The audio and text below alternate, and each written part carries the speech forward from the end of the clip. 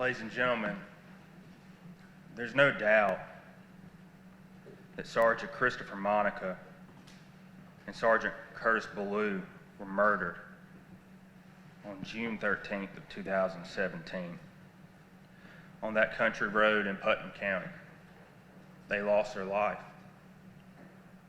And there's no doubt that it took less than 1 minute for the defendant to escape from prison and hold Philip Beasley at gunpoint and rob him of his vehicle. Less than 1 minute from two correctional officers being brutally murdered before the next act of violence occurred. And you saw Philip Beasley take that stand. And you saw the effect that it had on him.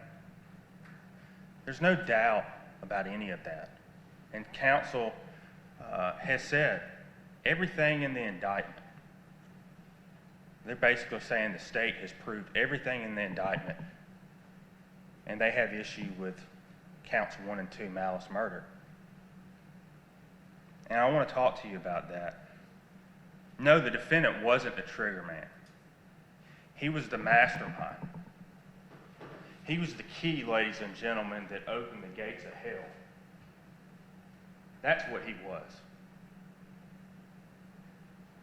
You've seen hours of video. You've been presented over 600 pieces of evidence. You know what happened on June 13th of 2017.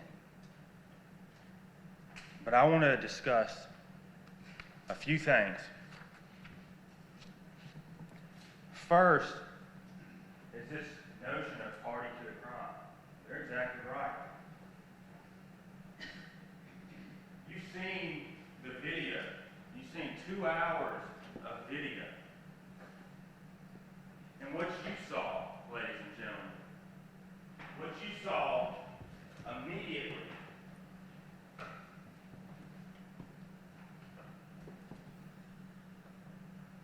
was the defendant.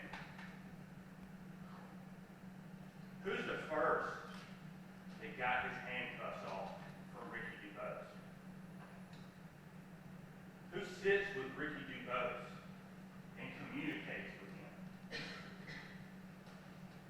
Who has that time to plan? What that plan was murder.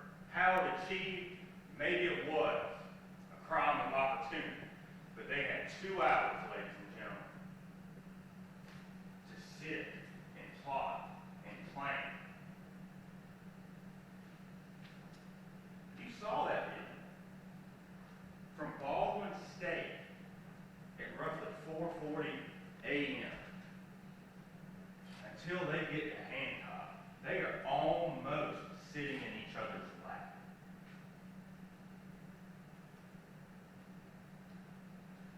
As Mr. Ho talked about the video with the inmates that were called, your memory, I'm not calling you a liar, but your memory, you would agree that the video would be what would control. Both of them said yes. I'm asking you to look at the video. That plan, ladies and gentlemen, that I'm talking about, in basically 20 to 30 seconds, that gate opens, 2 people are killed, and they're off the bus.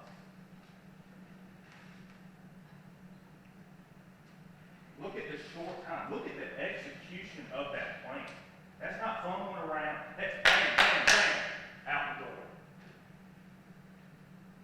It's almost like they trained for this day, trained for this opportunity.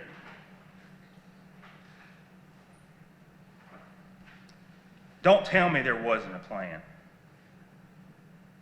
The other thing to note is right before this second breach, a bus full of convicts. You remember earlier, they're all up there talking.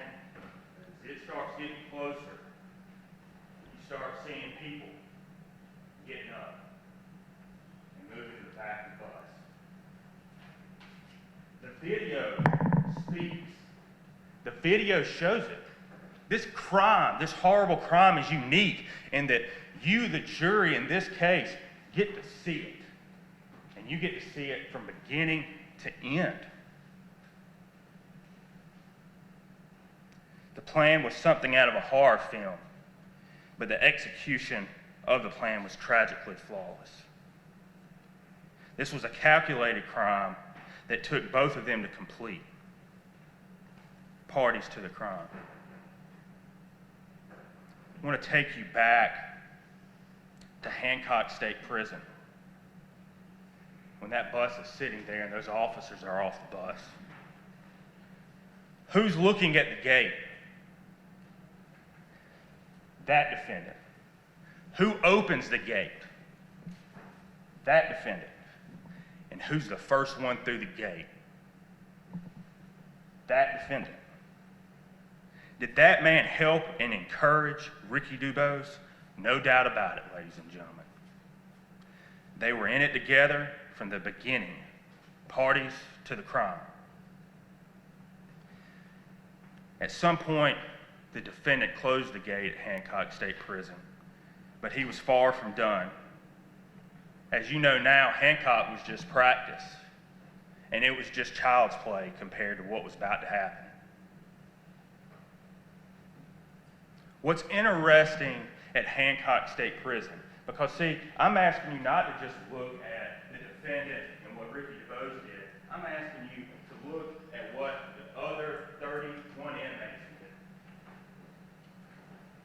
Some of them ate the lunches of the two officers. But at Hancock State Prison, when that door was open, two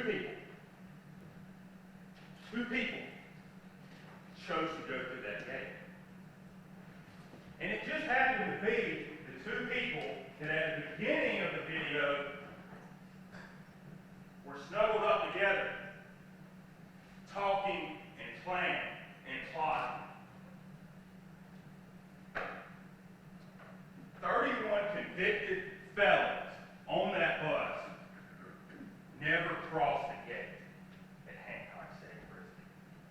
That's telling.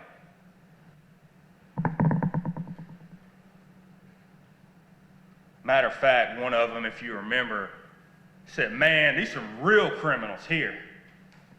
These are real criminals."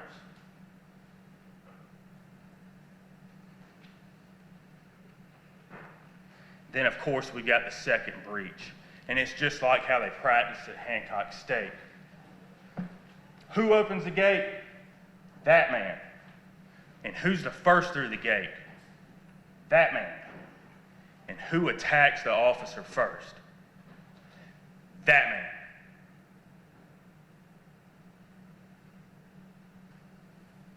Was he helping Ricky Dubose? Was he encouraging Ricky Dubose? Did he know what time it was? Yes, ladies and gentlemen, he did. There's no doubt about it. They were in it together. And the truth is, the real truth is this. But for that man, Ricky Dubose would not have gone through that gate. He opened the gate both times.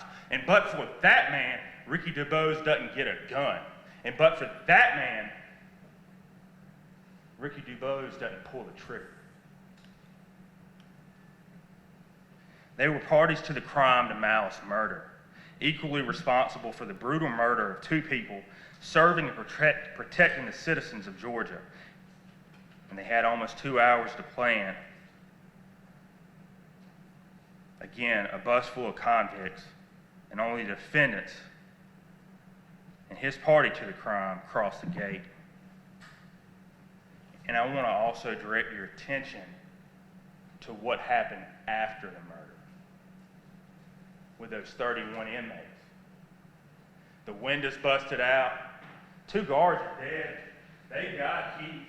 The guards had the key to what? The shotgun. It's still there. 31 convicted felons, a child molester, and a robber. They're moving around, but they don't cross the gate, they don't don't make any effort to shop them. What are they saying? Call 911. I didn't have anything to do with this.